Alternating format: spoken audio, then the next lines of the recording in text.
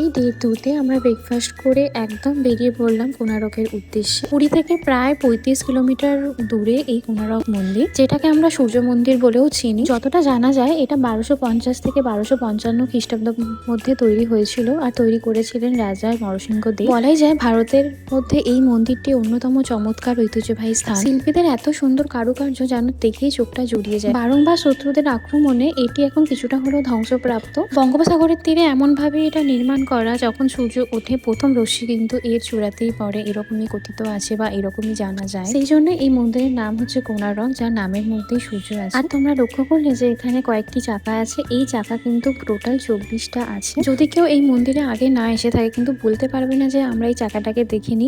সবাই জানো যে এই চাকার ছবিটি 10 টাকার নোটে আমরা দেখতে পাই। জানো তো এই চাকাগুলিকে সূর্য ঘড়িও বলা হয়। তোমরা যদি ওইখানে গিয়ে গাইড নাও, সেখানে ওরা কিন্তু এক্স্যাক্ট টাইম না দেখেও পুরো পার মিনিট পার সেকেন্ড অনুযায়ী কিন্তু তোমাকে টাইম বলে দেবে।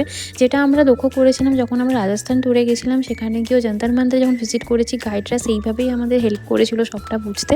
যাই হোক, এতটা সুন্দর স্থাপত্য, তোমরা হয়তো একবার ভিজিট করতেই পারো পুরী গেলে। ওভারঅল পুরোটা এক্সপিরিয়েন্স করে আমরা তারপরে বেরিয়ে গেলাম ধবলগিরির উদ্দেশ্যে। আর মাই গড, এখন যা গরম ছিল, আমরা ভীষণ গরমে কি বলবো এক্সস্টেড হয়ে গেছিলাম সেখানে গিয়ে।